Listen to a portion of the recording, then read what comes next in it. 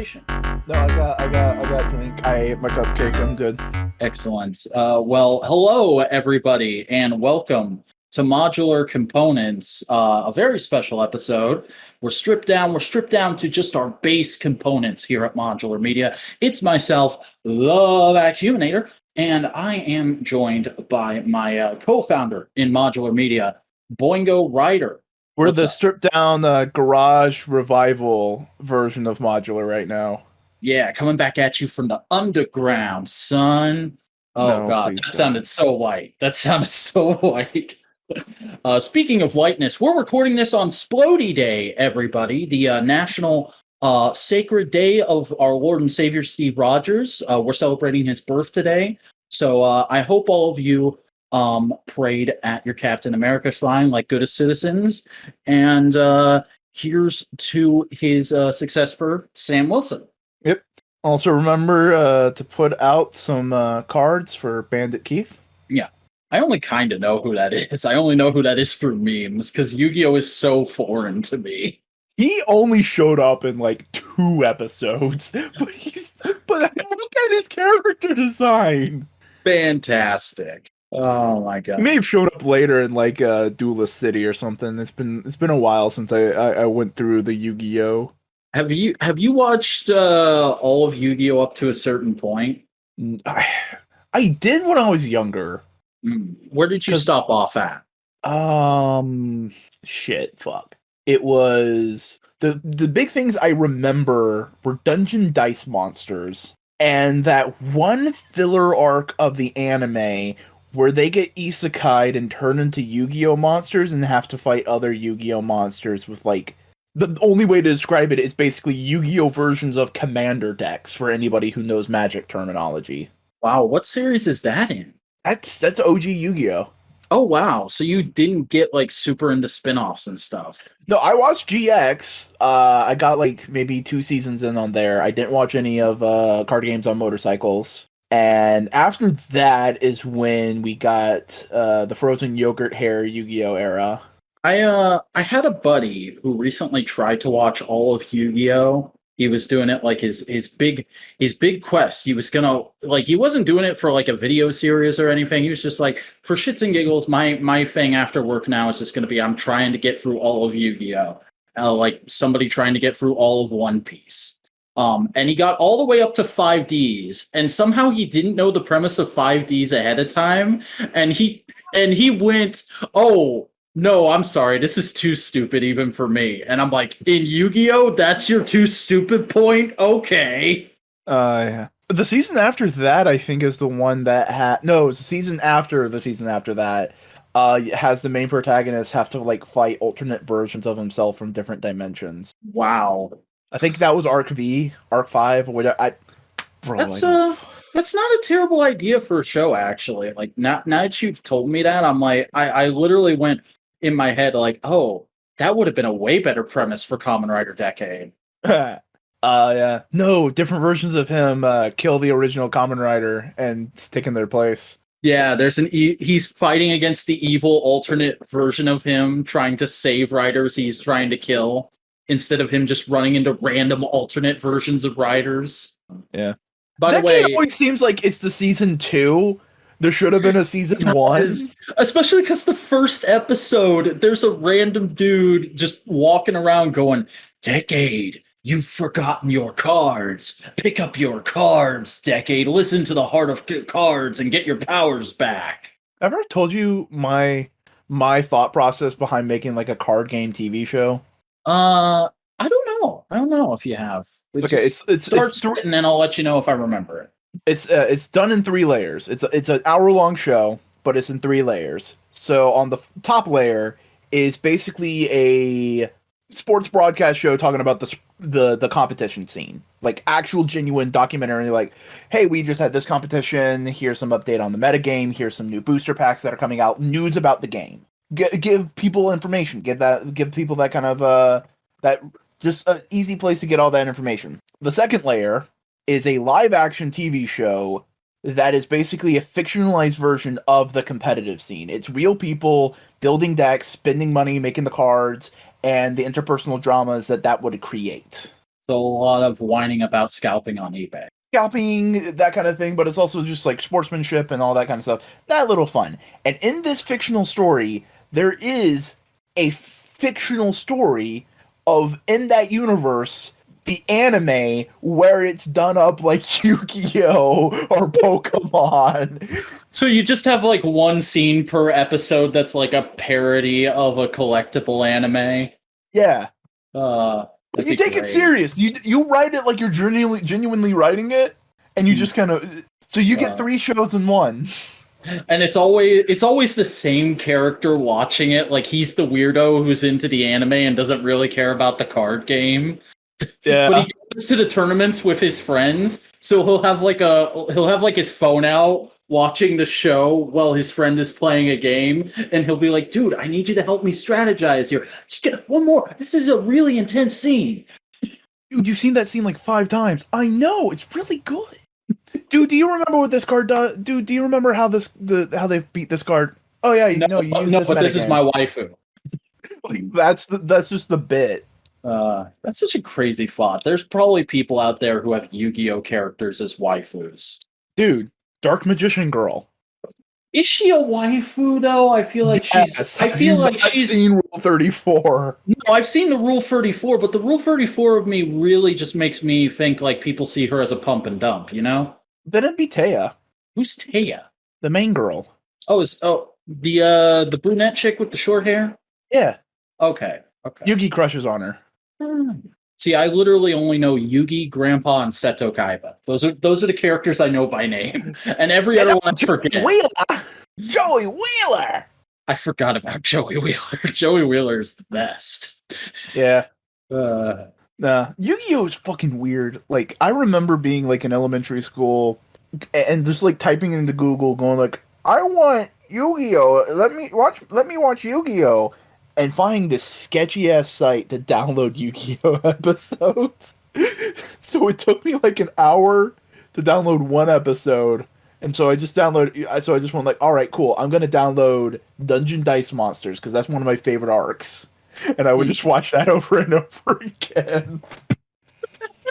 Oh man, that reminds me of when I was a kid before I had cable. I had just a couple of like pack-in DVDs that came with Transformers figures, and that was how I watched Transformers cartoons. Like for years, the only episode of Transformers Armada I saw was the episode where Tidal Wave debuts. And like that's part of why Tidal Wave is my favorite toy of all time, because I built him up in my head for years and years based off of that episode in the video game, and then finally getting that toy a couple of years ago at Retro. No, that was SC Comic Con. I got that. Oh, that was such like that was a grail moment for me. Nice. No, here I watched Armada and I did all that stuff, and I've had toys and everything, but I never was like, I need it kind of thing. Like the toys I want don't get itchy. You don't get itchy for a lot of things, I think. No, but like the toys I do want to have on my eventual shelf are like fucking weirdos. Like I want some of the dudes from Small Soldiers. Remember that shit? Yeah. I've seen some people throwing that around again. There's like a very vocal minority that really wants new Small Soldiers figures, and they've been like pestering Super 7, going like, hey, Small Soldiers Ultimates, please. That'd be so dope. The thing I really want from Super 7 right now, though, is Gem and the Holograms Ultimates, because they're doing Gem Reaction, and I'm like, come on, where's the Ultimates? That's literally the Gem line I want. I'm a guy. I don't like dolls, and I think Reaction is dumb. Please give me Ultimates. No. Like I want more AEW figures, but I'm happy with what I have. I'm glad I got my Orange Boy.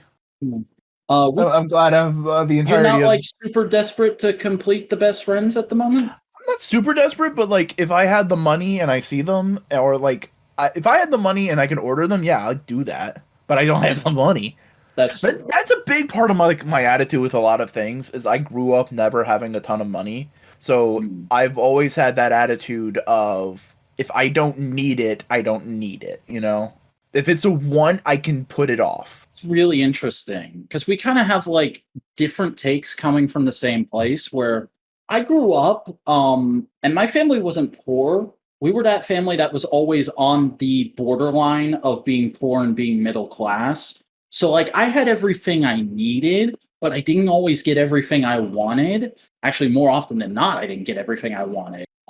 So it was kind of like, okay, you can get this figure, but then you can't get another figure for 2 weeks, or you can get this video game and then you can't get anything else for a month, kind of a thing. And then when I grew up and I had money, um, I kind of when I started getting jobs and I started getting my own income, I was still in toys. I still had that toe dipped in toys. I had already completely gotten out of video games.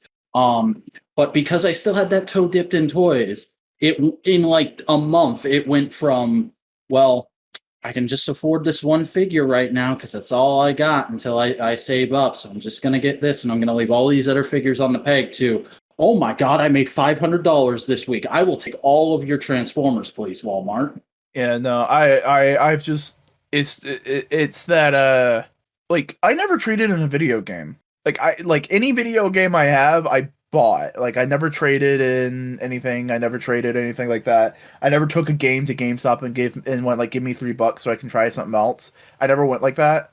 And so like I only got like maybe for a while there, I only maybe got like 4 or 5 video games a year. That's pretty badass, honestly, being able to hold on to all that stuff from your childhood. I do envy that with some people because, like I was my always first that Pokemon kid. game. Really, that's awesome. I have my copy of Silver. That was my first Pokemon game. See, I was always that kid who, as soon as I realized I wasn't using something all that much, I'd immediately be like, right, GameStop, local toy store, eBay, how much you gonna give me for this so I can get something else that I want right now? Like I'm saying, if I have anything on my shelf immediately, like okay, example, you could call me a pack rat or a hoarder or anything, but like my default watch, the watch I always get, I'm showing it to Vac, but I'll just describe it to the audience, is a Casio calculator watch. It's pretty sick, to be honest. It looks It like is simple. a spy gear toy. That's my watch. That like if I want a cheap, easy to go around watch that I don't have to worry about, that's my watch. So far, I have had 3. You want to know? No, you want to know how I know I you have still 3? have all 3? Because the band like breaks because it's just cheap rubber. I still have the watch faces. So you get yourself a Jiku driver and you're all set to go, brother. You can throw some watches in there and start henching. Let's see. This one's way out of time. This one says it's 10:37. This one says it's 9:15. It's 10:08 when we're recording. And the one on my wrist is 10:11, which I like to keep them a little fast, just because if it's a little fast, it's harder to be late. Because I go like, oh, it's 10:11. I need to fucking I'm 3 minutes early. Sweet. But yeah, no, like I keep wonky shit just because it's easier not to. It's easier to than not. Like yeah, getting rid of stuff can be kind of a pain, especially if you don't have a lot of local stores that are interested in it. Like I remember just like back when I was living in Florida, the closest comic shop was like an hour's drive for me. So if I was like, I want to go get some comics or I want to get rid of some comics or some toys or stuff and make some space, it would always be like, okay, I got to plan a weekend around this shit. Yeah, we never had a comic shop where I grew up. So any comics I had were in like used bookstores or like flea markets. Like I think, and that's part of why I'm looking forward to the summit now that it's back on. And I was looking forward to it for this reason the first time around too. Is I just can't wait to see you and Cody rummaging around some of the stores up here. Like I am fully looking forward to being the cameraman of you and Cody's toy hunting vlogs. Like the Savage Dragon and these Dark Horse Presents, I got at a flea market. I think the Spider-Man, Excalibur, and Bloodshot I got at a bookstore. You know, that kind of thing. I know because I had the complete mini arc event that started Midnight Suns. I have the complete 6 issues. Wow. Complete 6 issues, mint. Well, as mint as non-graded comics can get. Still in their poly bags from the original comic store poly bags with the screen printed Ghost Rider skull on them. Dick. Yeah, boy. Oh my god. I don't like defacing shit. Like the poster into Savage Dragon's still in there. Yeah, and I was totally one of those kids who would tear apart stuff. Like I remember one year when we got like all I had a subscription to Lego magazine forever. And we got all the toy books every year when I was a kid. Like, back when Walmart, Toys R Us, Target, they all put out these big like bound toy deal books of like this is everything we have this holiday season and all the prices and everything listed. And I remember one year me and my sister found out we were going to see Santa, and we didn't do that every year, so it was kind of a big deal. And it was I got a Santa thing, so finish and bring it back. Yeah, so our parents were like, make sure you have your list ready to give to Santa. And we interpreted that as, let's take all our Lego magazines and our toy books and cut out the pictures of the things we want and glue them to pieces of paper like we're making a damn scrap. I defaced like 3 years worth of toy books doing this. And I was 10 years old at the time, so don't give me shit in the comments, okay? Nah. At least your parents were going like, yo, we know exactly what they want. We can see what it is. Yeah. No. I'm not sure. I may have said this on podcast before. My dad was a mall Santa. We didn't have a mall, but he did the whole Santa thing. Yeah, he did the McFoley thing. He dressed up and went to friends' houses, right? No, not the friends. Like he did it at what would be the Plaka Mall. He's done it there.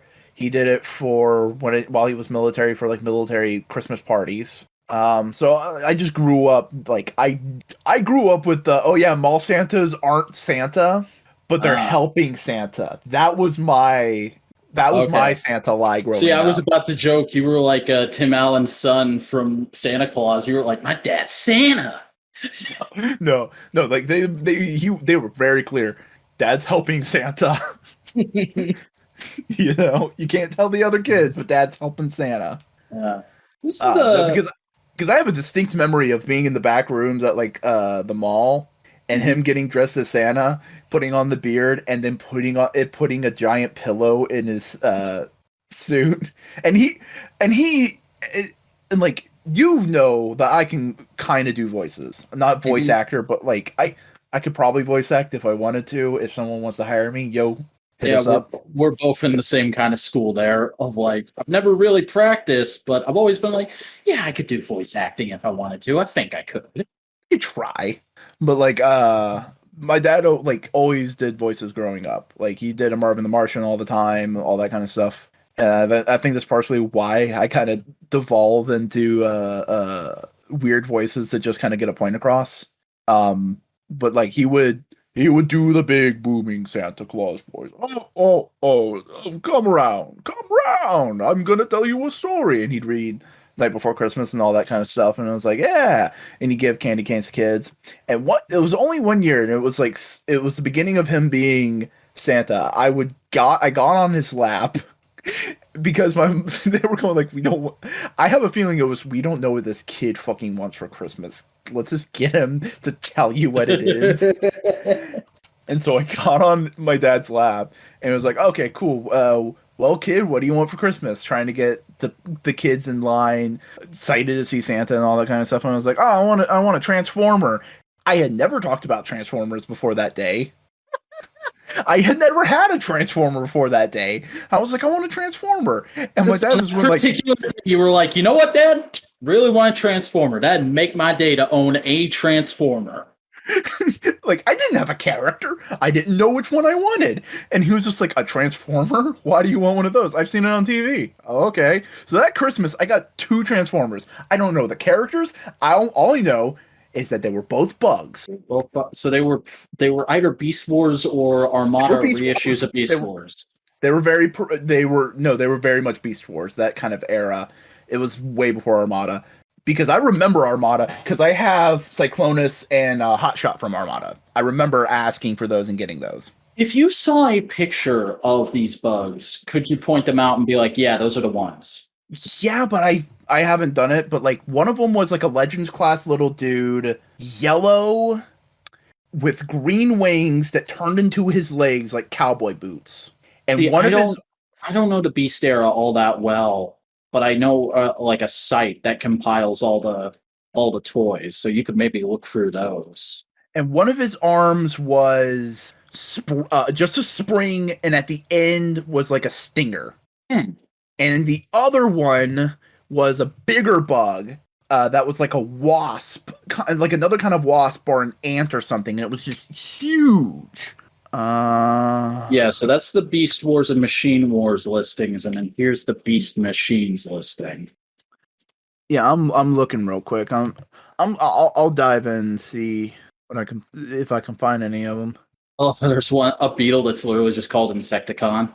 Yeah. I don't know much about Beast Wars, so this is my first time looking at this actual page. Imagine if we discover you had Waspinator. No, it wasn't Waspinator. Wait, hold on. No, it wasn't Waspinator. I saw green legs and I was like, is that? No, can't be. Good thing we truncate silence on this, because this isn't going to be great podcasting material. Trilling audio content right now as we're just looking at photos of toys. Trying to figure it out. Oh, was it Fusor's Buzzsaw? That looks kind of like what you were describing. Where is it? Fuse. Hang on, I'm looking at it directly. Let's see. No. Okay. God damn. The one time it'd be really great to have fucking Cody here, because he could probably just immediately tell me what I'm thinking. Yeah, we need to throw up the snow cone signal. It's the weird thing. It's like, I don't know Beast Wars that well, but Cody knows all toys. Cody knows all and sees all in the realm of plastic. Maybe we'll table this discussion for the next time he's here. Yeah. I mean, also it's like, oh man, I could have sworn I've done this with Cody. We ask him next week, and he's just like, yeah, I told you 2 years ago it was this one and this one, you dingus. Yeah. Dog was trying to figure out how to get off the bed. Come on, you can do it. No. Come on, I believe in you. Come on, Tucker. It's not that big a jump. You've made it before. He's really reconsidering things now. It's just like, man, I don't know. I don't know about this. It's late. Oh, well. God, the discussion got completely derailed, didn't it? Yeah, no. That tends to happen, though. Oh, man. It's just been a weird week all around. Because, like, I've told you a little bit about this off mic, but I can go into the story of all the shit that went down with my car this week. Oof, yeah. So basically what had happened was I was going to this is Thursday, right? I'm getting up to take my my sister's dog, who is currently living with us because she's in a sober living house. He needs his shots so that he can go get groomed. So we set up this appointment to get him shots like a week in advance. And I know all week that this day is coming. The appointment is at 9 in the morning. I need to be up and ready to go. I sleep in. I woke up and it was like right past 8 o'clock. And I was like, oh shit, I don't have time to fucking shower or anything. I just got to get dressed and get this dog, because the Humane Society is across town. So I get the dog, I get everything set up. We leave just like right at the exact time I had been planning to leave anyway. And we managed to get to the Humane Society a little late, but the appointment goes okay for his first time at anything resembling a vet, because this is like a 1.5-year-old dog. And he does okay and gets his shots and everything. And so we come out and we go to get in my car. I'm like, all right, I was freaking out. I was really stressed. But we got your shots. Everything's cool.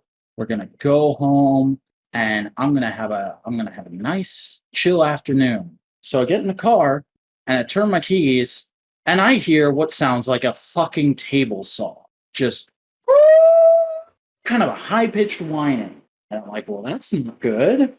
Let me try pumping the gas a little and doing it again.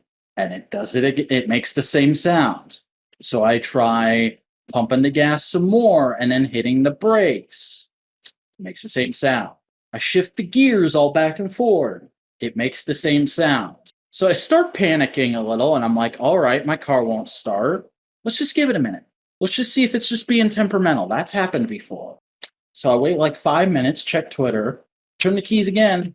still making the sound. Go through all the same shit, still making the sound. So at this point, I'm a little freaked out. I'm panicking a little bit because I'm like, I'm clear across town from home. My mom is at work, and my car won't start after I've just done my business at the Humane Society. So I start texting my mom, and I'm like, Mom, I need you to call me. The car won't start. Mom, I think I might need a ride. Mom, can you please respond?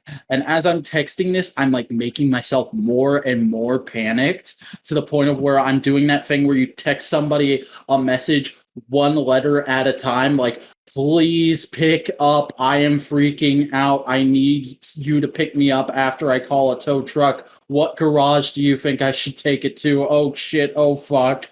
And finally, I realized that she's just not going to respond. She must be really busy at the moment. So I go and I call a tow truck. I call the family garage, the garage that's a family business that we usually deal with, and I'm like, "Hey, I'm at this place. My car won't start. It's making this sound. Do you think you could send somebody out to help me?" And they're like, "Nope, it's a holiday weekend. We're running on a skeleton crew as it is, but you can have your car towed here, and we'll be happy to take a look at it either tomorrow or Monday." And I'm like, "Okay, good enough. What towing service do you recommend?"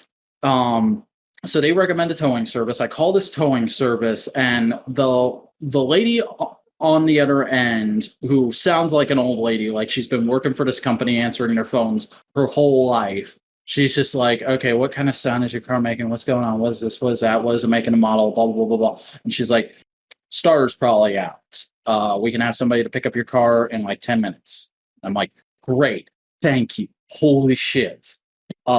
So I hang up, and immediately my mom calls me after I hang up on this towing service. And I'm like, hey, did you read all the texts? Yes. What's going on? Where are you? Are you okay?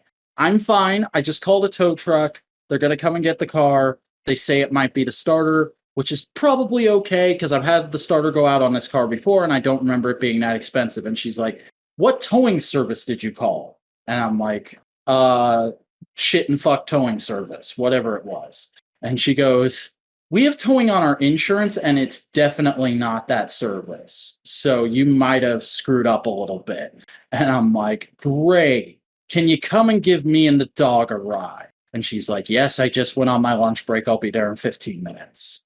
So at this point, the car's getting kind of hot because I've just been sitting there turning the key and texting with the doors closed. So I'm like, it's getting pretty hot in here. This dog's still got a lot of fur on it because we haven't gotten it its shave yet. So let's go and walk around for a little bit while we wait for the tow truck. It takes about 15 minutes. The tow truck shows up and he's like, can you turn the key for me? I just want to have an idea of what it sounds like to tell the mechanic when I get it there. I turn it and he's like, that's your timing belt. I'm like, are you sure? The lady on the phone said it was probably the starter. How did you describe the sound? Yeah, that's not how I would have described it. That's probably your timing belt. You might be in big trouble here because those can be kind of expensive. I'm like, all right, let's just get it there and see what the mechanic says. And right about then is when my mom pulls up. She parlays with the tow truck driver and is like, hey, we have towing on our insurance. I don't mean to like screw you out of a job, but is it possible we can pay you for our insurance? And he's like, yeah, no. Just send the bill to your insurance and they'll reimburse you. So saved a breath on there. And she's like, okay, what's a good mechanic shop you recommend? Because our normal mechanic shop is kind of slow and he might be starting a new job in the next week. So he needs a new car. He needs his car ASAP. And he's like, well, this folks. So we have it towed to that place. And the next day, I call that place and I'm like, hey, what's going on with the car? And he's like, I haven't had time to give it a proper once over yet, but we heard what it sounded like. I spoke with your mom. I didn't know she had gone to the shop later that day, but apparently she went after work and talked to the head mechanic at this shop. And he was like, from what I've heard, it might be your timing belt, and that will be really expensive. And this is the thing I forgot to tell you the other night when we were talking off mic. It's not the part cost; it's the labor cost. Oh yeah. It's going to be $1,200 to get the timing belt replaced on my car.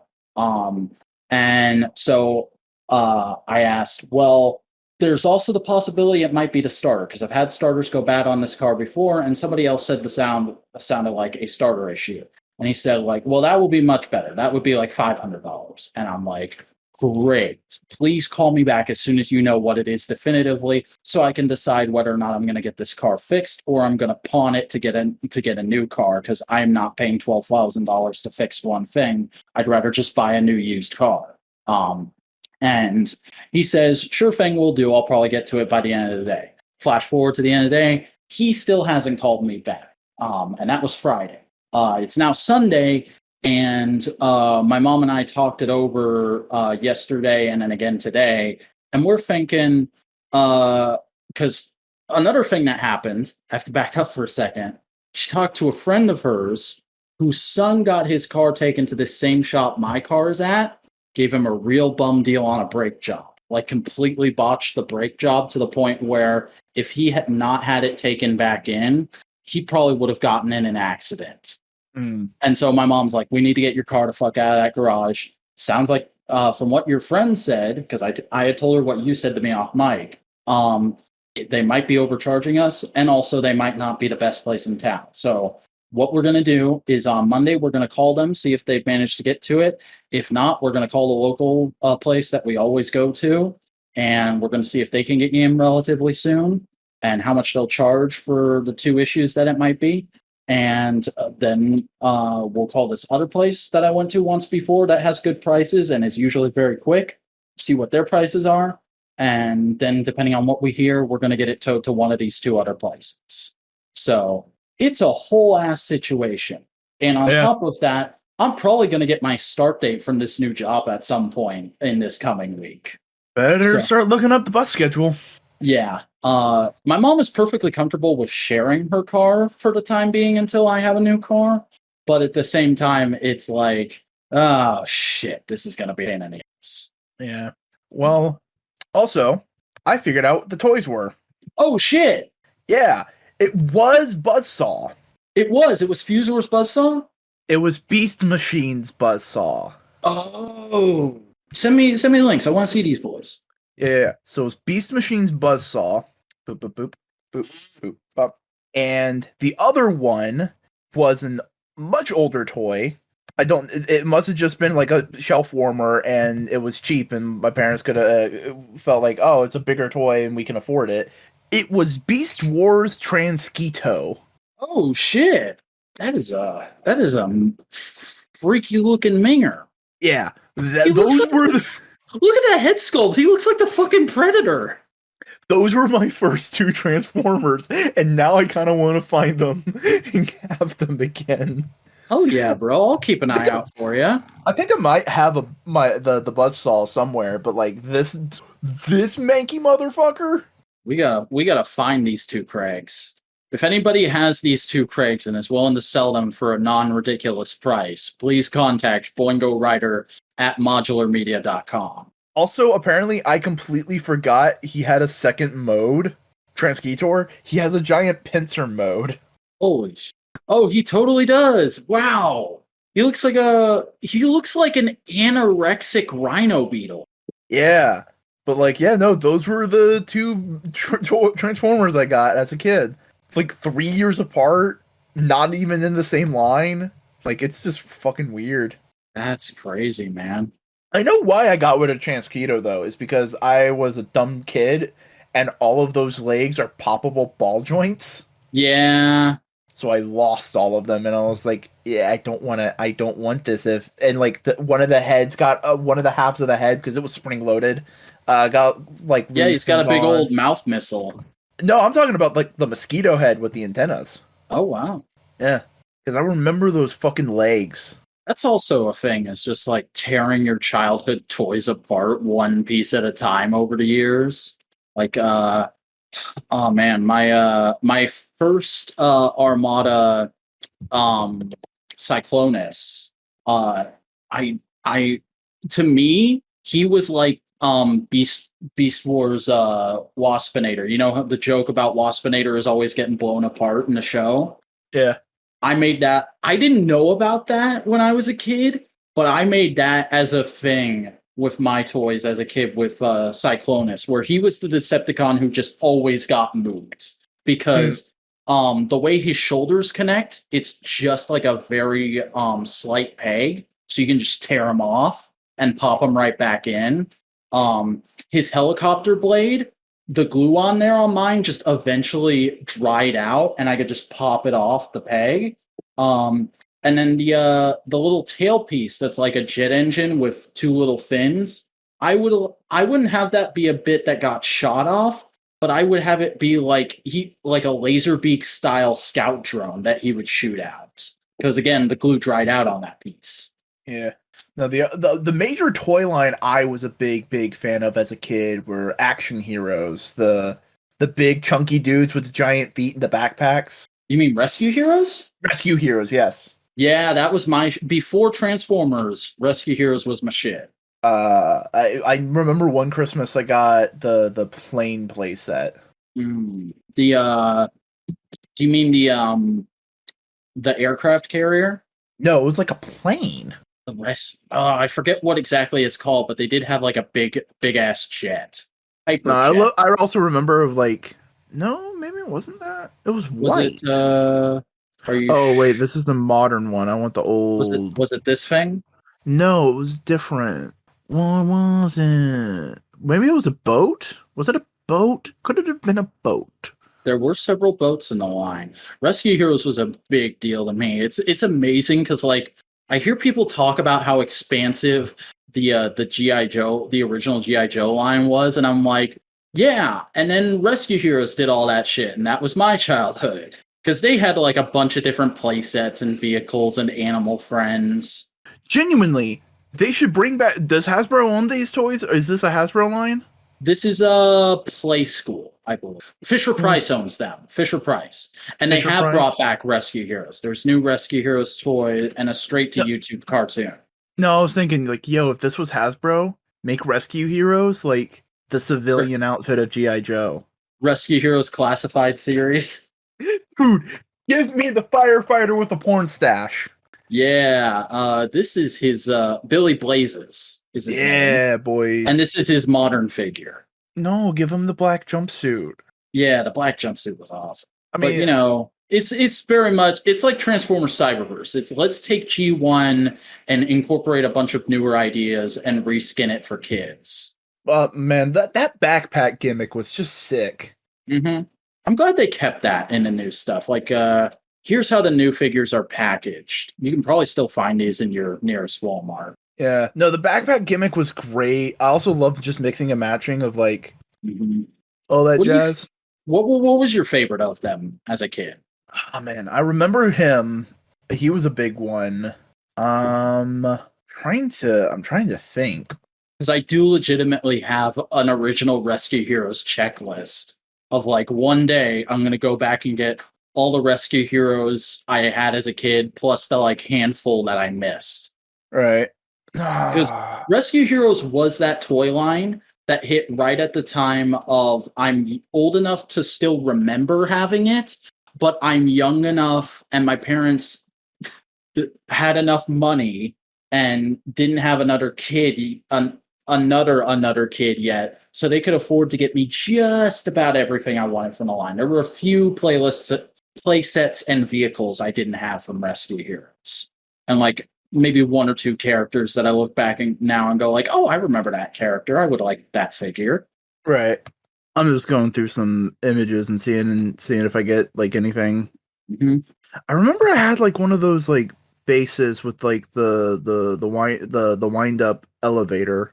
That's either the Canyon base, or is that the Rock base? Is that the Canyon base? It was Rocky. I remember that, but I had like a screw elevator that you could roll up and bring them up on. That was probably the original headquarters play set. It's in this photo. Yeah, that's the one I had. Mm-hmm. Yeah, boy.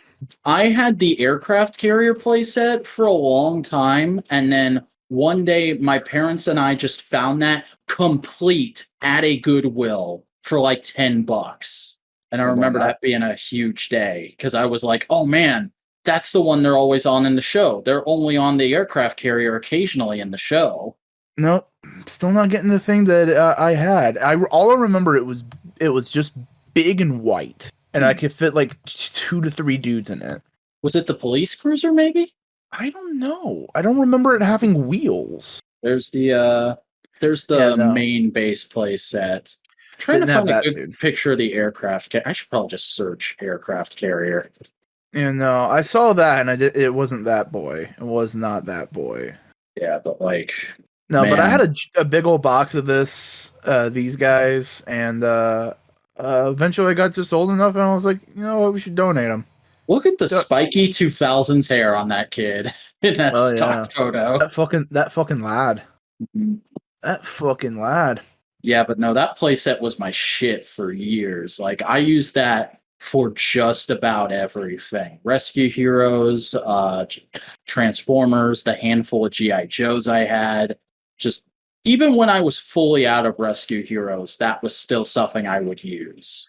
But you can totally see what I mean. It's like, oh man, this would be a great like integration into GI Joe. Like you could really do something cool with GI Joe in this, and I really have think it. Hasbro could make an amazing an amazing interconnected universe if they wanted to. Like you could totally have it be like freaking Transformers and GI Joe exist in the same universe, and then through some combination of Cybertronian and Power Rangers exists, they're a little more off to the left, and then through some combination of magical bullshit, you get the with the Morphin Grid and with Cybertronian technology and with the resources of GI Joe, you get shit like Mask and the Mysterians, or what are they? The Warriors of Light, the guys with the lenticular shields. I You mean, get here's them the in thing there. though. You don't have to do all that shit. They've already kind of the basis of a multiverse. Yeah, they. Because all you have to do is have GI Joe be an existing thing and Transformers be an existing thing, and then you just basically make anything out of those two. Mm-hmm. That's what I'm Uh, saying. And you can have, and like they've already done this in the comics to an extent. That Transformers is rebooted out of it now, which is annoying. But you can just have Rom be another planet that had relations with Cyber, or it's not Galador, the new planet they made up for him in IDW, but you can have his planet have had relations with Cybertrons millions of years ago before the Great War broke out. Is it maybe that police cruiser there in that picture you're thinking of? no, because it didn't have a blue seat. Hmm, That's the big thing. It didn't have a blue seat. That's the thing that's getting me. Maybe it was this hyperjet thing. maybe. I never I had don't. the hyperjet, so I can't say. I don't know. It doesn't matter at this point in time. Yeah. Um, but no, because like they did it in the comics once. It's like GI Joe is building up tech, and they steal a Transformer's body and they make the mask vehicles out of it, and all the people in mask are fucking fracking GI Joe people or like associated with the Joes. And then like, oh hey, look, Transformers have holotech to make drivers when they're in disguise. Oh, you know who could also use holotech like that? Fucking Jim. That's the world I want to live in when we have the proper Hasbro cinematic universe. There's a part of me that really wants to believe frickin' Rise of the Beasts will do something to set that up. Because there was all those rumors that they were going to do that in Bumblebee. That frickin' John Cena was going to be a G.I. Joe character. And Oh, then he John just Cena ended would have up been being a a perfect nobody. Duke. Would have been a perfect Duke. I was hoping for General Hawk. Because then you can have him be the mentor figure in G.I. Joe. I And mean, also isn't the mentor figure the original Joe? that's Joe Colton, and he's like an every once in a while shows up kind of like legend. He's So the he's he's John Cena showing up in GI in WWE to the GI beautiful, Joes. beautiful, perfect. But no, like you can totally do a cool GI Joe thing. I think the big problem with GI Joe is like there is a definitive like fuck imperialism, Yeah. justifiably so. But like you got to really deassociate GI Joe with American exceptionalism. See, the movies were so dangerously close to doing that too, because like very quickly in Rise of Cobra, they're like, no, GI Joe is a bunch of military outfits from all over the world coming together to not in a nationalistic way, just fight terrorism in general. And then in the sequel, they did I really think to this day, Retaliation could have turned G.I. Joe into a mega franchise had it not been for how they screwed up that release. Because I still go back and watch Retaliation and I'm like, yo, this is one of the best action movies of the last 10 years. Yeah, that's all you need to do for G.I. Joe. Throw in some ninjas every once in a while and you're good. Mm-hmm. Like they perfectly get Snake Eyes and Storm Shadow in that. Where Snake Eyes and Storm Shadow totally have beef, but they're willing to set aside their bullshit to deal with, oh shit, Cobra Commander is fucking over everybody. Here's a pitch. Transformers, but it's Guardians of the Galaxy with an 80s soundtrack. Like the only one who... Wasn't that kind of what they were trying to do with Bumblebee? No. That's not Guardians. That's E.T. Like the only one with more than one brain cell is Optimus. You want a Wreckers movie. That's what you want, sir. Yeah, boy. That's what it is. That's what it should be. It should be James Gunn directing The Wreckers. That's just James Gunn's whole career now, is just making movies about teams of oddballs from nerd franchises. You know what's a franchise I go like, y'all fucked that up. It could have been amazing. Jim? Men in Black. Yeah. Because I still like Men in Black Free. I'll stick up for Men in Black Free, but I skipped International because I just wasn't into going to the theater at the time, and then like nobody gave it a good review. Dude, like the cartoon though? The cartoon, man. See, the cartoon, I didn't know the cartoon was a thing until I was 19 years old. Damn.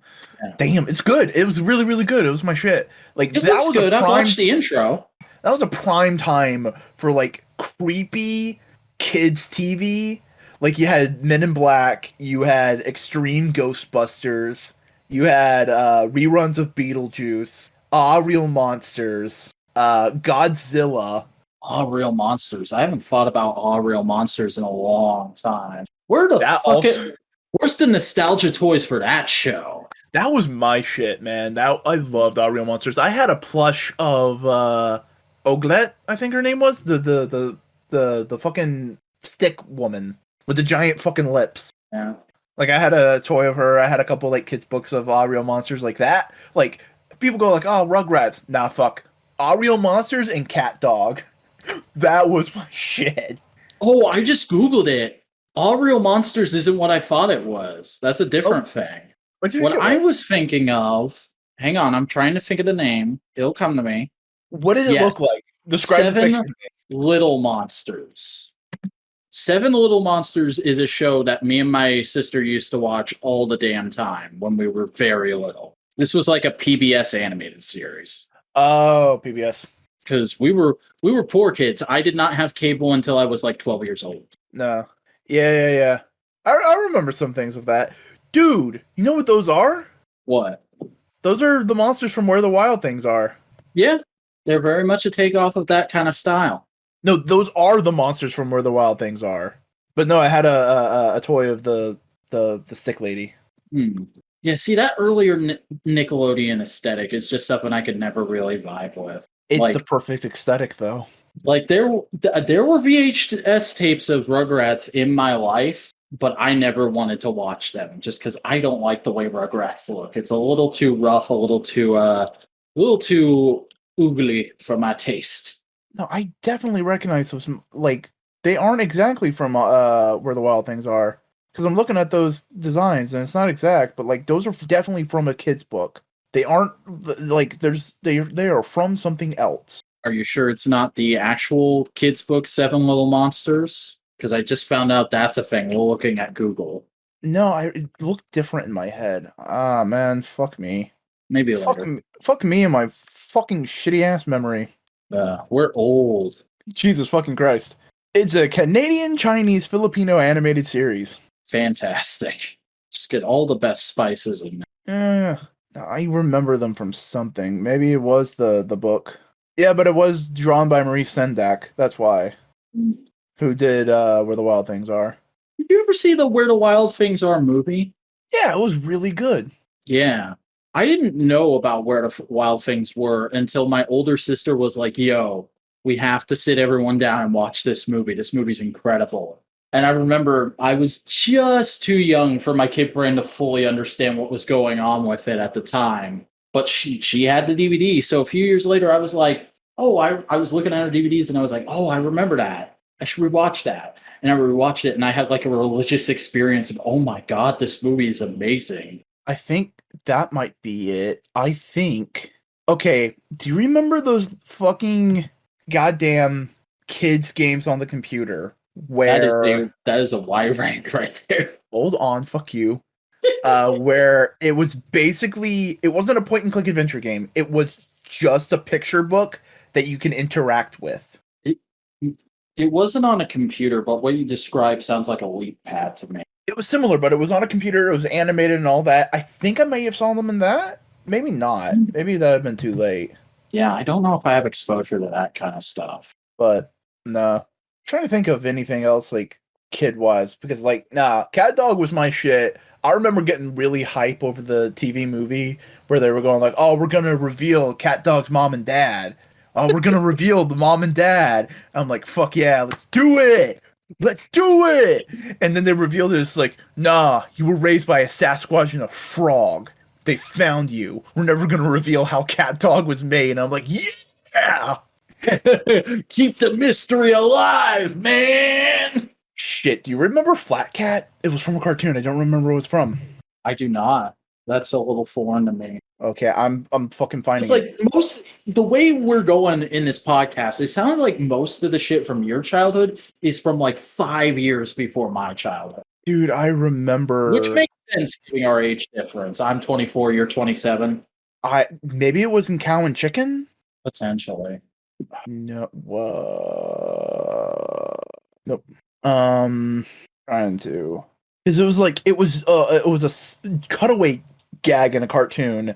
It had nothing to do with any of the actual characters. They were just singing a song about a cat that got ran over and turned into a boomerang. Whoa. Yeah, it's fucking like the things I grew up like I watched Cow and Chicken. I Am There's Weasel. There's a lot of those mid to late 90s cartoons that are just straight fucked up. Were you a Ren and Stimpy kid? Oh yeah, I fucking love Ren and Stimpy, bro. See, like my first exposure to Ren and Stimpy was watching somebody who I was into for Transformers reviews got Ren and Stimpy nostalgia toys, and was reviewing them and going like, "Oh, look at all these cool details. Remember this moment from the show?" And I was just like, this is all new to me. What the hell were you watching when you were my age? It was Cow and Chicken. It was Cow and Chicken. It wasn't Flat Cat. It was Sail Cat. Oh. That's what it looked like. Whoa. I'm getting the feeling that your parents were very much like whatever when it came to TV for you. Well, here's the thing. I was like 2, and I was sitting in my mom's lap, and we were watching Tom and Jerry. And she does the thing that parents are supposed to do if you watch TV with your kids, which is engage with the kid and like actually talk about stories and not just let them veg out. She went, oh no, Tom got hurt. I looked her dead in the fucking eye and went, Mom, Tom's not real. See, you had good parents. You had very good parents from the sound of it. Whereas my parents would just let me watch things under certain parameters. And it was always like pushing the boundaries to get to watch more and more extreme stuff. Like I can remember as a kid having repeated conversations with my mom because my parents are conservative Christians. I would repeatedly have conversations of, oh, I'm getting into this show. And they'd be like, isn't that a little violent? And I'd be like, well, it's a show. I'm not gonna do the violence because I'm watching the show. I just like the show because I like the characters and whatnot. And they'd be like, I don't know if you should be watching so much of that. And then after like 3 or 4 of those conversations about one specific show, they'd let up with that specific show because they'd realize I wasn't going to. Like, I can remember my parents not wanting me to get into superheroes in general because they thought they were too violent. And then after like 3 weeks of me watching the WB The Batman show, they were just like, that's fine. He hasn't jumped off a roof or anything. He's okay. Yeah. No, like there was always a rule when I was a kid. If my mother, because my parents divorced when I was like 7. So when if I wanted to watch something and I felt it might have been too adult, or if like I wanted a video and I was like, hey, can we get this? Mom would look at it and she would go over it and go like, okay, you know this isn't real? Yeah. Okay, cool. Watch it. There were some things that she was like, you don't watch that yet. You can watch it later, just not right now. And the only two things I can think of that were in that thing, in that like category, were Rocky Horror Picture Show, which understandable. You don't want an 8-year-old watching Rocky Yeah. Horror. And Death to Smoochie. I think I've heard of that, but I don't know it that well. It's the movie where Robin Williams is a asshole kids TV star, and he bakes dick cookies that Edward Norton pulls out of a bag. I've heard of this movie, but I've never seen it. Yeah, it's a okay movie. It's a dark comedy. But yeah, it sounds like your parents are the kind of parents I'm hoping to be when I have kids. Well, it's mostly my mom by that point in time. My dad was divorced and off in fucking Georgia. Because like I love Terminator 1 and Terminator 2, but my kids are not watching that shit until they're at least as old as I was when I first watched it. Because I was 13 when I first watched Terminator 1, and it still freaked me the fuck out. Yeah, no, like I was about like 10 watching The Mask and Blade. Mm. Yeah, no, this is the short. That's the cartoon. Whereas when I was that age, I was doing the no, mom, it's okay, it's fine, it's totally cool for me to watch this with Pokemon. My mom was one, because my mom, the funny thing is, I'm so age displaced from my cousins. My cousins are all like 10 years older than me.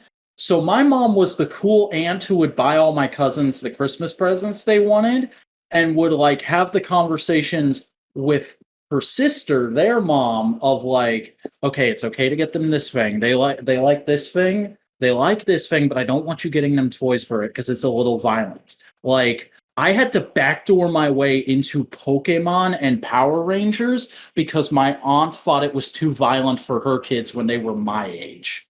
Oof. Yeah. Yeah, no, like we rented Pokemon VHS all the time from Blockbuster. Mm-hmm.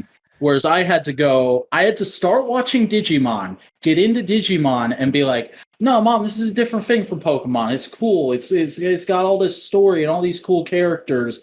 And then like find an excuse of, oh, JetX is running a marathon of Pokemon movies that happens to start after I'm watching this episode of Digimon. I'm just gonna watch one of these. Oh, mom, isn't this really cool? Isn't this neat? And I already kind of knew stuff about Pokemon at this point, but I was like trying to visibly ease into it. And like eventually by the end of the movie marathon, I was just like, yeah, I think I like Pokemon now. And she's like, fine, I'll fucking get you a Pokemon game for Christmas. Nah. Like they never my mom never really cared what I watched as long as they didn't like watch shit that I shouldn't.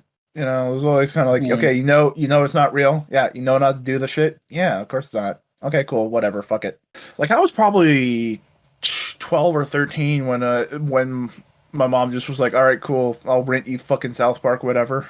Oh my god. Because she knew I knew how to separate fact from reality.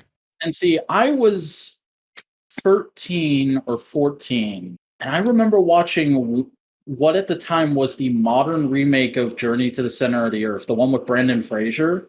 Oh, yeah. And there's a joke in the beginning of that about the kid in that movie being into Family Guy.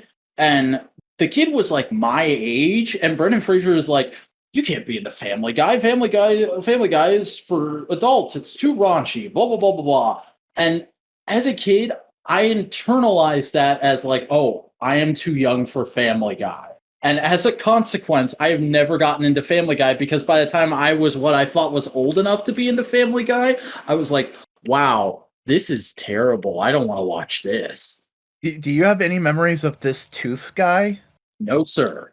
That's Timmy the Tooth. I had a VHS of him. He looks like a fine fellow. There's a bunch of Is his dog a toothbrush? Is that what's going on? Yes. Excellent. I had a couple of just like VHS tapes of like random ass cartoons that I never knew where they were from. Hold on. Boop, boop. Oh my god, I just remembered. Did you ever have to deal with parental controls on your television consumption? Nope, never had that. See, my mom used to like limit the amount of time we could watch certain channels with the parental controls. Um, with DirecTV, back when DirecTV was like the it TV provider. She would limit like Nickelodeon and Cartoon Network and Disney Channel to like an hour a day each. So I would have to like figure out the time slots for all the shows I wanted to watch and specifically plan my day around, okay, it's time to watch Drake and Josh. It's time to watch fucking Sweet Life of Zach and Cody, this, that, and the other thing. Until eventually one day I figured out the code to the parental controls and I felt like such a badass hacker, man. Little like 11, 12-year-old me being like at the end of an episode of Drake and Josh, parental controls about to kick on. Boop, boop, boop, boop, boop. Haha, I'm going to stick around and watch the next episode of whatever the fuck this is. And I got away with that for like almost a full year too. Nah, she trusted me enough, you know? Do you remember this shit? Those look familiar. I don't know if I actually remember them. They are Tales of the Tooth Fairy. Tales of the Tooth Fairy. They're Tales of the Tooth Fairies. They were I had, I don't think it was this one because I got it like bought off of like a Blockbuster, but it's apparently a French animated show. I recognize the old Crayola logo at least. That's somewhat nostalgic for me. It's somehow like it was done by like the BBC in France and Germany and of course fucking China. And they did animates everything. And I just remember this cartoon. Like, this is one of the cartoons I had a VHS of. I also remember this weird fucking, I think it might have been an anime, with a fucking koala? Like, he was like a magical koala, and he showed up at this girl's house. And it's like, yo, what up? I'm a koala. There was a second there where I thought you meant Zabumafu, but no. I remember that. Did you ever watch Sagwa as a kid? Sagwa from PBS? I remember seeing commercials for it. Yeah, that was a show I was big into for a little bit. No. There's so many things from like early childhood that probably had toys when I was a kid, but now if I look back on them, I'm gonna be like, well, I didn't have those, and those aren't the kind of thing I'm into as a collector, so I wouldn't want those. So like, yo, there's some company that does nostalgia toys for obscure properties, Super 7, Boss Fight, one of you motherfuckers, you want to do nostalgia toys for fucking Sagwa? Can I get me some Veggie Tales Ultimates up in this bitch? Yeah, I think it was this. I think that's the show I remember with the koalas. That was cute. Which was an anime. It was an anime. Or, so it was a fucking child. You know what I really fucking want ultimates of from early childhood? Dragon Tales. Give me Dragon Tales Ultimates, please, Super 7. Yo, should we take a quick break so I can pee and then we can get back to this? I guess. I need to piss. Go ahead and do that, friendo. I am back. Excellent. So to do a bit of a swerve, do you know what I really am getting kind of sick of in kind of the modern culture lexicon? The fucking memes that are just like, yo, say it with me. By the end of the year, we're gonna have everything we have prayed and hoped for. We're gonna manifest it into existence. I'm always like, all right, first of all, that's way too high of a goal to set for yourself. You can't get everything you want in 1 year unless you're a complete fucking fluke famous person. And second of all, don't fucking stop praying, stop hoping, stop manifesting, fucking work your ass off for the things you want, and maybe you'll get there by the end of the year. In all likelihood, it'll probably be a multi-year struggle, but it'll be fucking worth it. Yeah.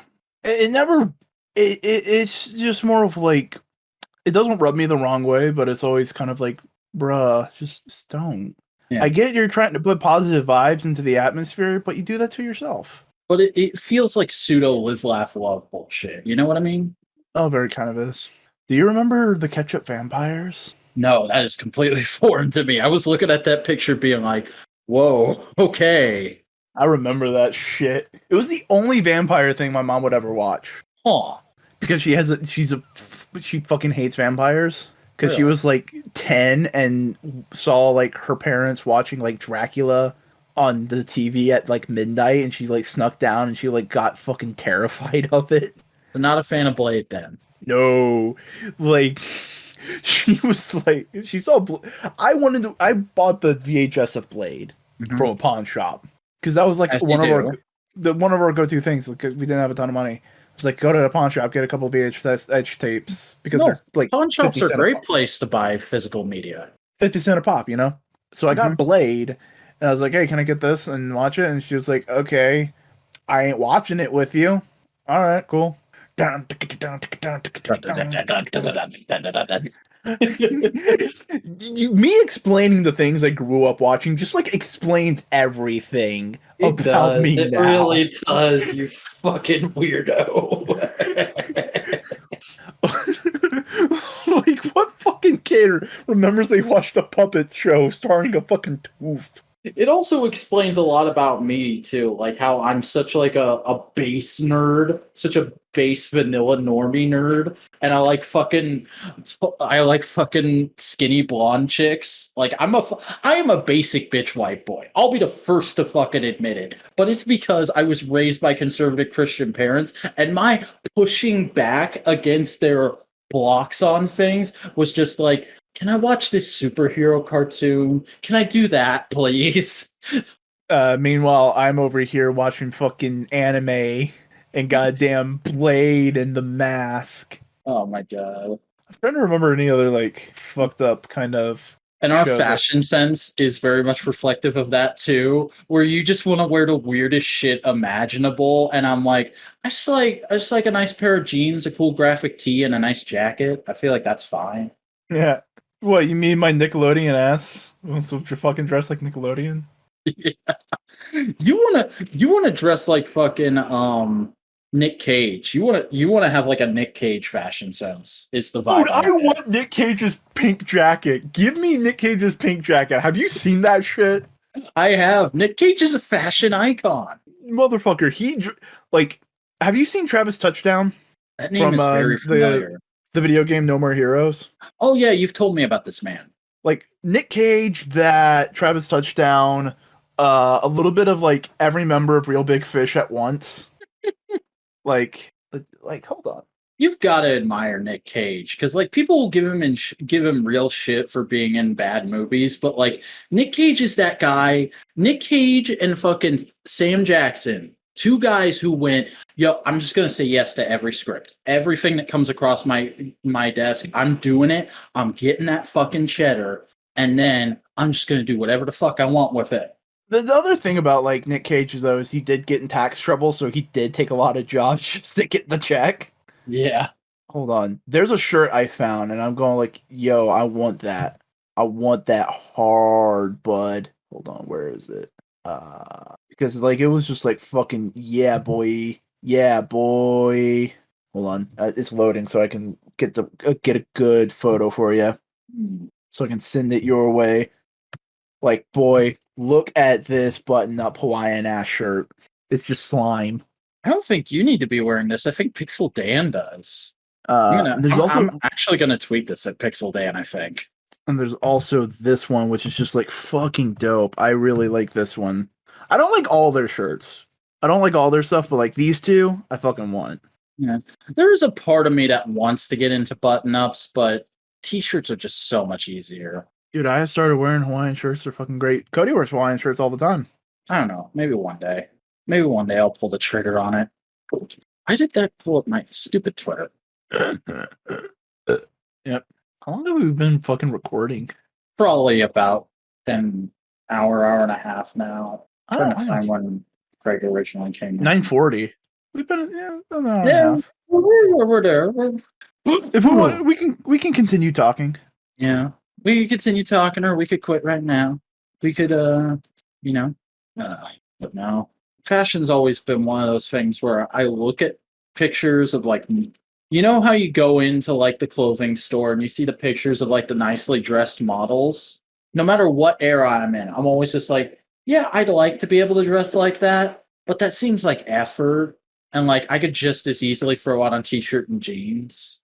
Like, don't get me wrong, there's a part of me that would love to have the dress sense of somebody like Cody Rhodes, just like wearing a bomb ass tailored suit everywhere. But then I remember, oh yeah, suits make me uncomfortable. Most clothes that isn't a t-shirt and jeans But makes me uncomfortable. But if it's a tailored suit, it'd be tailored to your body. It'd be comfy. Probably. Yeah. Um, I don't know. It's hard to describe like what your fashion sense is when you don't have the money to actually make it, and you're just kind of working with what you got. Wouldn't that be an interesting video? We just go into a clothing store and like start picking stuff out to figure out what our fashion sense is. Well, I know what I like. Maybe this should be this should be the a bit of modular content. We're planning it out right here. Fucking Extreme Makeover Vac Edition. Cody just dresses you up like a fucking redneck. I dress you up like a JoJo character. And I'm like, could we maybe find a happy middle here?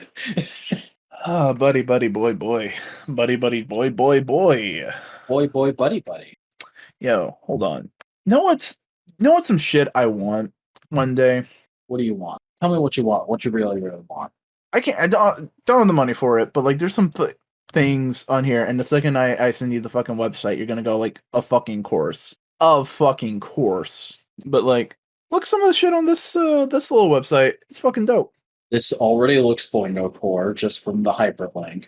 Yeah. Oh my god, these shirts. Dude, this is like the shit Joey wears on Trash Taste.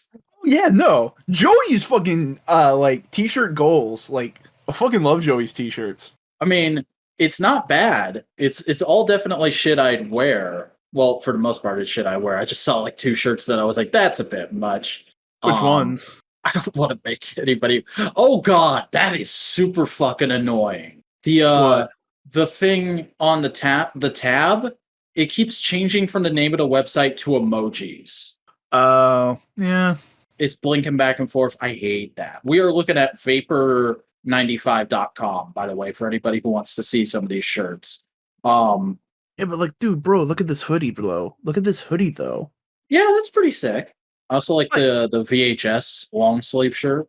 Like, not everything is great. Not everything's like top notch, but like, yeah, the shirt where the anime lady is pulling her sweater up is a bit much. Yeah, but like again, that has Joey vibes. Like you can see Joey wearing that. You know what's crazy? I've been watching a lot of Trash Taste. I was watching Trash Taste earlier today. And I've noticed, podcast. Yeah, there are so many episodes of that where they're just all wearing Evangelion shirts. Yeah, but like, look at that fucking hoodie, bro. That's pretty good. That looks like something a common writer in the '80s would wear. Like, I want to look something Minami Kotaro would wear. That's the vibe I want. I want to go with a lot of my life. It's just like I want to look like a motocross driver in 1980, like late 80s, early 90s common writer. Yeah, you wanna be like you just stepped off of the set of Black RX, Zio or J.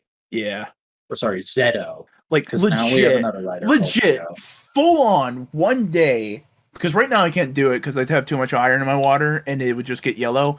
I want to have the full combo. I want white denim, some white Jordan 1s, a full, like a nice, clean, very durable white t-shirt, and just be Andrew WK for like a day.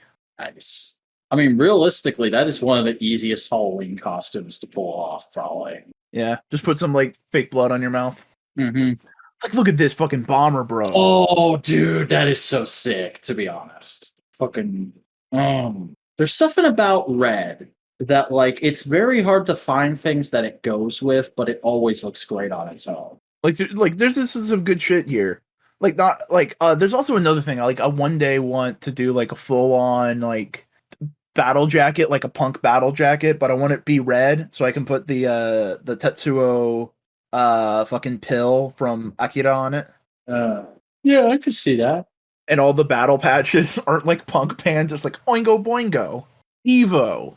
Fucking oh god, what's their name? The Scandinavian, Swedish is what they are. The group that sings Loveful. Oh yeah, have their patch on there. Because they did all those like lounge covers of metal songs. Yeah. Which I legitimately love. I listen to those on the regular. I love their cover of Iron Man. Yeah. You can't go wrong with that kind of shit, man. Mm-hmm. Dude, they got a fucking Napster pin. Ooh.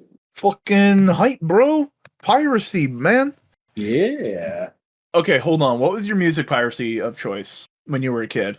By the time I got old enough that I was interested in music, YouTube was already around and had tons of music uploads. Oh I missed man, out on all that shit. dude, because I fucking remember fucking LimeWire, bro. I was that kid who went, oh, it's the Cardigans. That's the band I was thinking of. Yeah, The yeah, yeah, Patch of yeah, That. yeah. But I was that kid who went at a certain age, like just past 10. I can't remember when it was. If it was, 11, 12, 13, that kind of age where you go, I think I want to start trying to get into music. So I bought a CD player. I was like, I'm going to buy CDs for this band, and this band because they have singles I know I like. And then I started doing that. And then as I was doing that, I kind of simultaneously realized, like, oh, all music is on YouTube. All of music is just available on YouTube. Fuck it, I'm just gonna sit here and listen to music on YouTube all afternoon. Hold on, I didn't have many CDs growing up. Didn't have the ton of money to do it, but I do have some, and they're all right here at arm's reach. So might as well just pull some of them out because I got this boy. Hey. Got some good old corn. Let's talk about some of the songs on this. So we got Twist, okay, classic. Chi, Lost, Swallow. Oh, Porno Creep. Can't go wrong with some Porno Creep. Good God, Mr. Rogers. Expletive, No Place to Hide, Wicked, Adidas, All Day, I Dream About Sex, Lowrider, Ass Itch, and Kill You. I think I was 13 when I got that. No, I was 14. I was a little older. I got the CD when I was a little older. I mean, you were also the edgy kid who read Wanted and showed it to your friends in the lunchroom. Yeah, but that was high school, bro. That was high school. Yeah, this is the genesis of that. Let's see. Oh, I had this. I had this growing up. Mom got this for me. Played Ozzy. The essential Ozzy Osbourne. Because I was a lot more of a metalhead as a kid. Now I'm more punk. I like the shorter. I like the punchy kind of stuff. Yeah. But yeah, you didn't have a ton of like. You said earlier that like you never had like you were into music. You had music you liked, but you never got into music. No. And that's something that's very foreign to me, but like I wish I could relate to. Because I always had friends, or I was always watching YouTubers who were very much into music and could discuss it in that way of like, oh yeah, this album and this track and this history of this band and blah blah blah blah blah blah blah. And I just be like, they'd be discussing like the in-depth history of like the Sex Pistols or something like that, and I'd be like, I like this Michael Jackson song. It's got a nice beat to it. Oh yeah, dude, I have this. I have the Blue album. I don't recognize that at all. That's Weezer. Yeah, Weezer is something that was always totally out of my purview. Oh man, My Name is Jonas. Like this entire album's banger. Well, I got something you'll actually recognize. Oh yeah, the Alpocalypse. Yep. I think Oh, Weird man. Al is one of the few musicians that I have followed pretty closely. And There even was a then, I'm time- always discovering Weird Al tracks I've never heard of before. Yeah, there was a time when I wanted those pants so bad. Yeah. Now the pants I want are worn by Damien Haas. I don't remember which video it was, but he was wearing these like fucking like jogger pants that just look like motocross pants. I was like, I want those. Give them to me. Tell me where you on got 'em. Twitter with a screen cap. Where do I get these pants? Where do I get these pants, bro? Uh, Give me the pants, bro. You know what's fucking hilarious? If I were to put us in terms of Smosh people, I definitely think it would be like you're the Damien, I'm the Shane, and Cody's the fucking Ian. Cody is the Ian of the group where he just hangs back and occasionally says something. Who would Buster be then? Who do you think Buster would be? Emily? Maybe Emily? Maybe Very, like Noah? very awkward. Maybe like Noah? Yeah. No, Noah's got a little too much swagger about it. Yeah. Emily might be right. Like legit. Okay, I'm back on the vapor shit. So hold on. Like these pants, they just look like they're motocross pants. Like you can go fucking driving a motorcycle in them. And I'm going like, yes, that's the vibe. Sick. Yeah, this I wanna definitely look like Minami Kotaro's clothes from Black.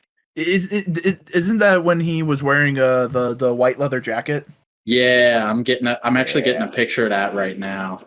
This is a fucking drip beyond. Yeah, no, that's the vibe I want. Like full on, like, dude, that's just a fucking look. The fucking striped polo with the white leather jacket and the white jeans and the fingerless gloves. My God, what an alpha Chad. God damn.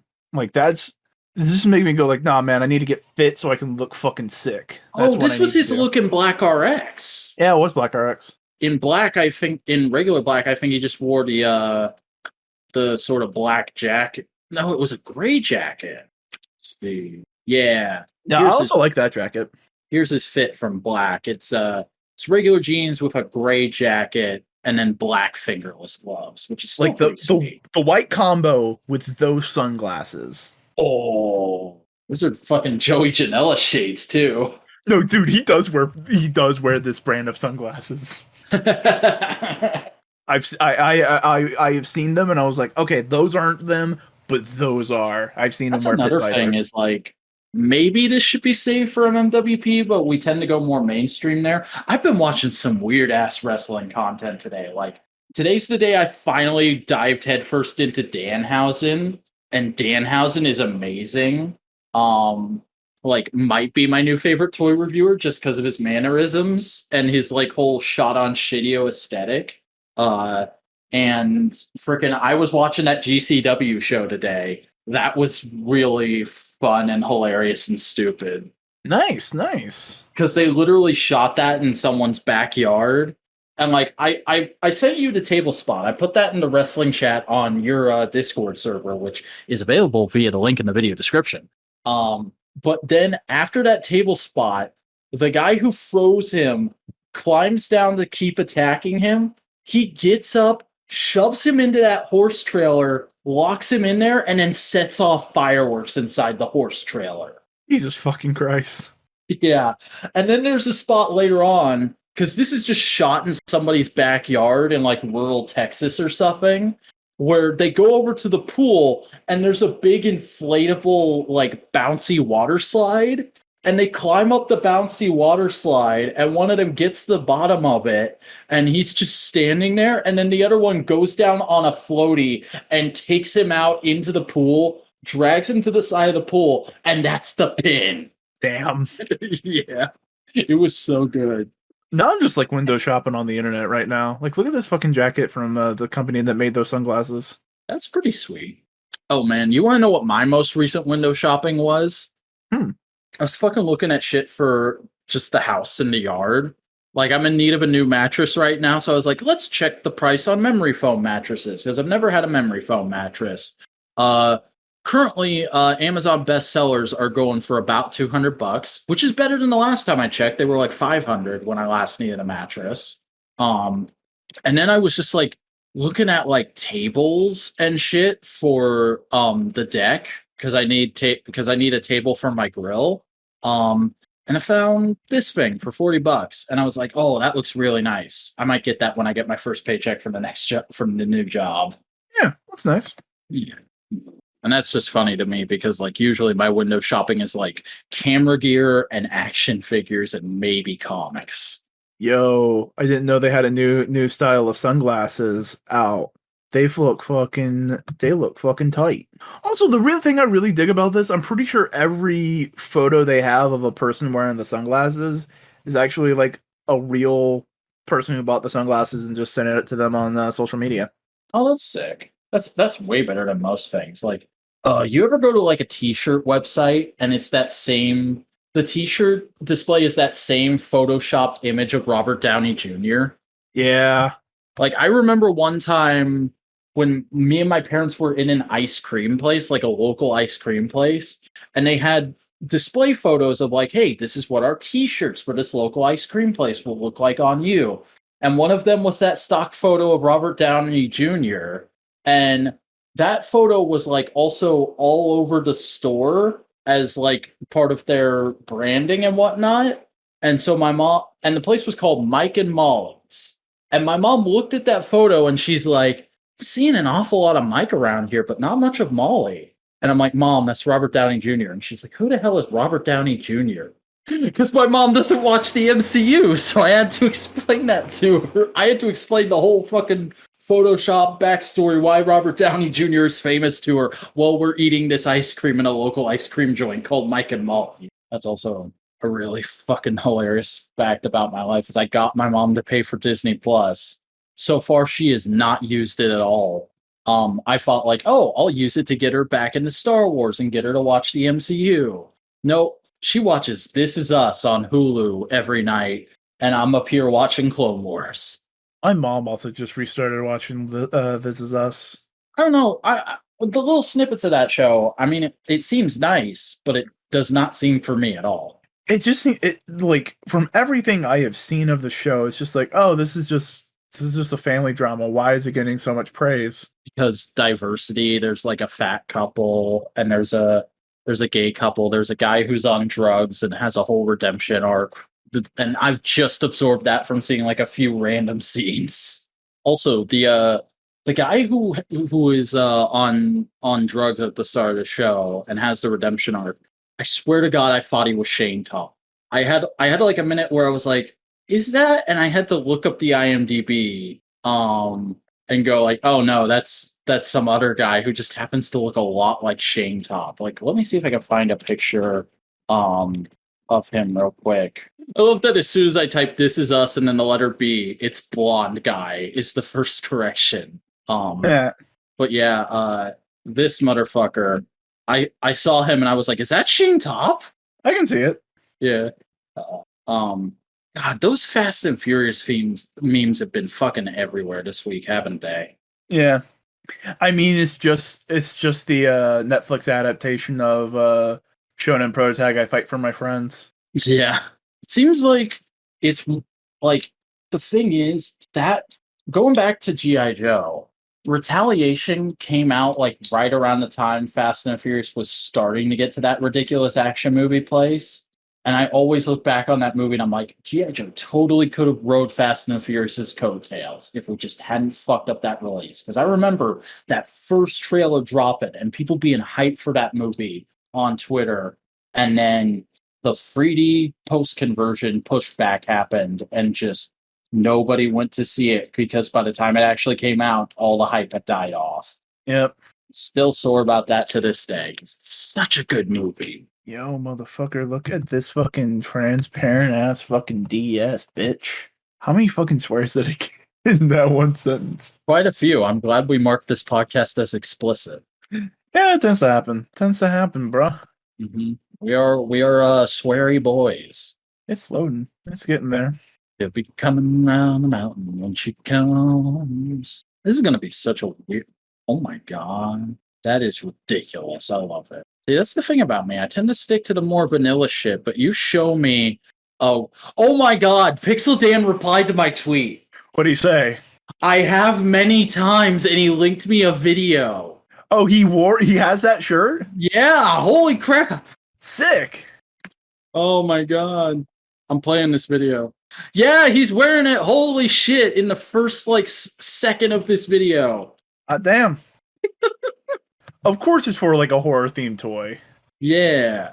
Well, slime is also just like his thing. He's the guy who loves slime. Like we're trying to make Cody the guy who loves glow in the dark. What do you mean trying to make? He already is. Yeah, we've already converted him. You just don't know it yet. I almost just got caught up in the video. Oh man. But no, like I was saying, like I don't stick with the weird shit, but I'm always willing to vibe with it. Like I can't. It's incredibly sexist of me to put it this way, but the only thing that's coming to mind is like, yo, you show me a girl with like some crazy cotton candy hair, and I'll be like, that's hot. But at the end of the day, I'm always gonna go back to my badass blonde ladies. Same time, you show me like these crazy clothes, and I'm like, yo, that's badass. I'd love to wear that. But at the end of the day, I'm gonna want my fucking t-shirt and jeans. Yeah, because it's what I know. It's safe. Meanwhile, me and Cody are fucking freaking out over Nerf Reeboks because they look fucking sick, bro. Oh my god, I love how everybody but Power Rangers fans is freaking out over those Power Rangers shoes. They're good. They're cool looking fucking shoes, man. They're cool looking shoes. It's just we're all sick of Mighty Morphin. We're like, so what if the box becomes the Megazord? We've seen this shit before. Get it out of here. Boo, that's the wrong attitude to take. Yeah.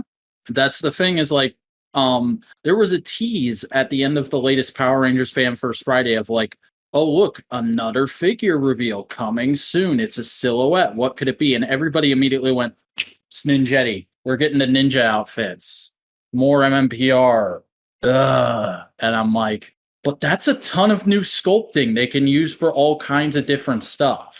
Yeah. Like you gotta think like a toy fan. Like I don't mean to dump on Buster when Buster's not here to defend himself. But after that live stream, people were going like, "Oh, they know they're close to figure 100," and Buster went, "Wait, we're almost 100 figures into the Lightning collection, and we don't have any Rangers from these like 8 teams." And I replied, going like, "Dude, that just means there's a ton more to look forward to with this line." Yeah, no. You got to think about parts and allocation. And, like, here's the thing. You're making a shoe for sneakerheads to tangentially relate to another property. What are you going to use? Because I know damn well if they did a Ghostbusters shoe, it's not going to be Ghostbusters 2 or the real Ghostbusters. It's going to be these guys. It's going to be Ghostbusters 1. Mm-hmm. You know? It's Power Rangers. Oh, yeah, Power Rangers. They have fucking dinosaurs. Yeah, we'll fucking slap that on the shoe. That's just the way it is. Dun, dun, dun. Some things will never change. No, I've gone through that whole. I get so like that kind of old man. Like you guys, just calm down. Whenever a fandom does that now, because I've gone through that whole cycle of being annoyed with overuse of G1 nostalgia, and I'm now just kind of like amused by it all. I'm just like. I'm happy for whatever scraps of my childhood I get. And you know what? The original aesthetics are still pretty good. So if you want to give those to me again, all right, I might bite. We'll see. There's still a ton of G1 Transformers characters I don't have. I might buy them. That's a sick meme, bro, comparing the national anthem and Anthem by Less Than Jake. But we're getting pretty close to midnight right now, and I feel like we're starting to run out of steam on the podcast. So why don't we start going ahead and cutting it off before it gets a little too meandery? I mean, we've been meandering this whole episode, but there's been a common theme of comparing notes on our childhoods that I've enjoyed. So, Mr. Boingo Rider, why don't you tell the good people who you are and where they can find your stuff if you should want them to? Hey, howdy. I'm Chris Boingo Writer Gaston. You can find me on the YouTubes at Boingo Writer. You can search. You know how to do this shit. You know how to use the internet. You used it before. You type it into Ask Jeeves. If you want to follow me on Twitter and Instagram, hey, tags Boingo_writer. Find me there. Just look it up. You can do it. Tags in the description as well. I make video essay content and editorial stuff, so you can just find me there. Do that kind of jazz. I got some projects in the work. I got projects I've already told the general audience about. I got projects I've only told the V-Man here about. You should be seeing some hints at that in the upcoming days. I might have seen a hint about that earlier today. Oh yeah. I'm so glad you saw that and you liked it. I was like, fuck yeah. He knows what I'm doing. I was just scrolling through Twitter and I was like, oh look, it's my boy sowing some seeds. Hell yeah. That's the first official seed. Excellent. The second seed. It's the first seed. The other one was a 0.5 of a seed. Mm-hmm. All right. Well, everyone, I am the Vacuuminator. I'm one of many toy reviewers here on YouTube, but you can check out my stuff by going to youtube.com/thevacuuminator, spelled TheVacuuminator. Check out all my reviews and stuff. By the time you're listening to this, my latest review will be the Marvel Legends Hulk and First Appearance Wolverine 2-pack. So if you're into Marvel Legends or Marvel characters at all, definitely go check that out. I'm also on Twitter, tweeting about anything and everything I'm interested in. That will be at the Vacuuminator. And I'm on Instagram at _Vacuuminator, posting action figure photography every day of the and before you go check out any of those things, do me a big favor. Support this podcast by following it on whatever platform you're listening to it on, and then going over to youtube.com/c/modular media, because I got us a custom URL finally. Give this video a like, a comment, subscribe to the channel, ring the bell in order to enable notifications so that you get every Modular Media podcast as they come out. Follow us on Twitter for updates and things at the Modular Media, and join our subreddit for the same reason, r/modular media. And don't forget, you can call into the show by going to anchor.fm/modular-components and clicking on the message button, which reminds me, I've been meaning to do this for 3 weeks. Boingo, do we have any fucking messages? Hold on. I haven't looked, so I don't know off the top. I feel like we should probably start checking that before we start recording. So you know what, everybody, if we got messages this week, we'll be replying to them next week. And go ahead and send in a message now so that we can reply to it next week. And have a fantastic weekend. Have a fantastic week. We'll see you right back here next Friday, maybe with more of us, maybe with less of us, for another exciting episode of Modular.